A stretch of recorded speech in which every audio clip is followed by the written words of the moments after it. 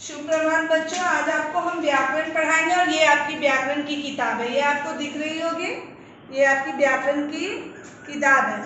अब व्याकरण का पाठ 3 हम आपको पढ़ाने जा रहे हैं। पाठ 1 और 2 हम आपको पढ़ा चुके हैं और पाठ 3 है हम लोगों का शब्द। सबसे पहले तो हम आपको लिखने का तरीका बता दे रहे हैं, उसके बाद फिर बताएंगे कि शब्द किसे कहते हैं, शब्द किस प्रकार बनता है।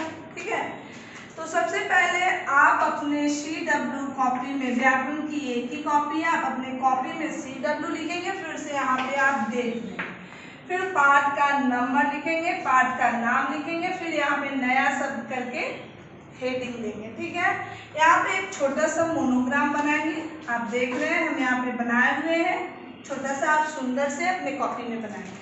उसके बाद आप यहाँ शब्द हम लिखें कुछ, आप 10 शब्द लिखेंगे। हम यहाँ पे उदाहरण के तौर पर आपको ये लिख के बताए हैं। तो शब्द लिखे हैं तो इसका उच्चारण भी आप हिज्जे के साथ करेंगे।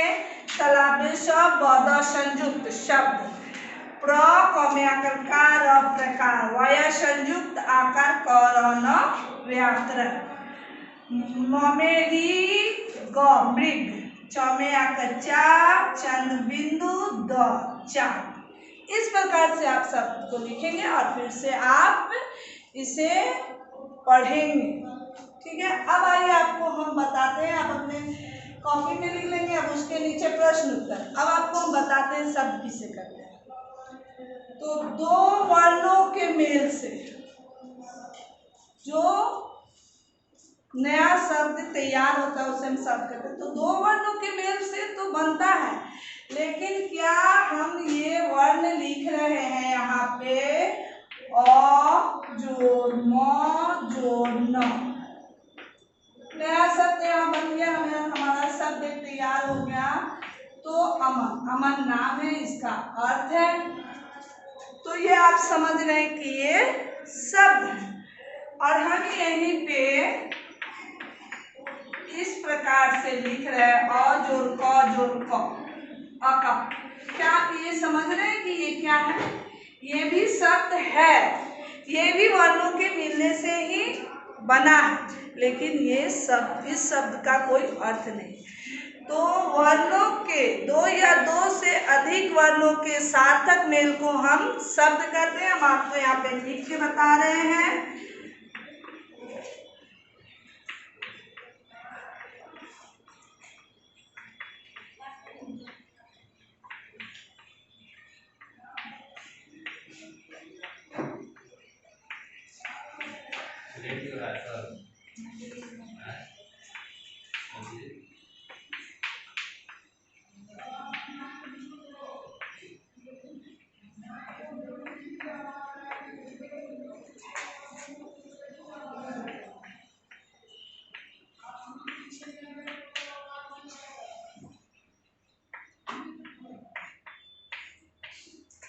यहाँ पे आप देखें कि हम लिखे हैं शब्द किसे कहते हैं। दो या दो से अधिक वर्णों के सार्थक मेल को शब्द कहते हैं। सार्थक मेल को शब्द कहते हैं और निरर्थक मेल को शब्द नहीं कहते, नहीं कहते हैं। लेकिन शब्द दो प्रकार की होती है। शब्द कितने प्रकार की होती है? तो शब्द दो प्रकार की होती है, एक सार्थक शब्द और एक अर्थ की दृष्टि से निरर्थक। ठीक है, शब्द के प्रकार अनेक है, लेकिन वो अभी आपको नहीं पढ़ना है। आप अभी छोटे कक्षा में, इसलिए आपको इतना ही जानकारी लेना जरूरी है। शब्द दो प्रकार के होते हैं, एक सार्थक एक निरर्थक। तो हम यहाँ पर बताए थे कि इस शब्द का अर्थ है, इसे हम सार्थक शब्द कहते हैं, और इस शब्द का कोई अर्थ नहीं है, इसे निरर्थक शब्द कहते हैं।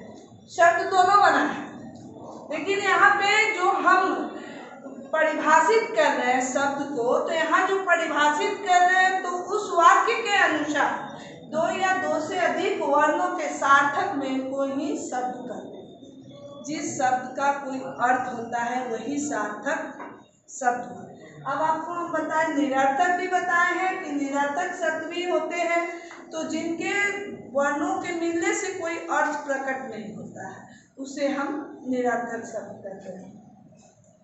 तो आपको शब्द हम बता दिए और शब्द के प्रकार भी बता देगी। शब्द दो प्रकार के, सार्थक और निरर्थक। तो हम यहाँ पर सार्थक शब्द का परिभाषा, इस शब्द को बताने के क्रम में आप शब्द के सार्थक शब्द को हम परिभाषित भी कर रहे हैं कि जिस शब्द के सही अर्थ होते हैं उन्हें सार्थक शब्द कहते हैं, और जिस शब्द के कोई अर्थ नहीं होते उन्हें हम निरर्थक शब्द कहते हैं। तो ये दोनों वर्णों को मिला के बनाए हैं हम सार्थक और निरर्थक शब्द, और ये दोनों शब्द से ही हम आपको सार्थक निरर्थक शब्द की परिभाषा को परिभाषित कर रहे हैं। दो वर्णों के सार्थक मेल को शब्द कहते हैं, और वैसा शब्द जिसका कोई अर्थ निकलता हो उसे सार्थक शब्द कहते हैं, वैसा शब्द जिनका कोई अर्थ नहीं निकलता हो उसे निरर्थक शब्द कहते हैं। आप शब्द समझ गए होंगे। इसे आगे की जानकारी के लिए आपको स्कूल विद्यालय की कार्यालय से आपको आके PDF कलेक्ट करना पड़ेगा। फिर नेक्स्ट वीडियो में हम आपको बताएंगे किताब से संबंधित अभ्यास कार्य। ये आपकी अभ्यास कार्य है, ये आपको नेक्स्ट वीडियो में हम आपको बताएंगे। देख रहे हैं, तब तक आप अपने चैप्टर को पढ़िएगा। जब तक आप पाठ को पढ़ेंगे नहीं ना, आप पाठ को समझ नहीं पाएंगे कि ये पाठ क्या कह रहा है। और आज के लिए इतना ही काफ़ी है। फिर मिलते हैं दूसरे वीडियो में। धन्यवाद।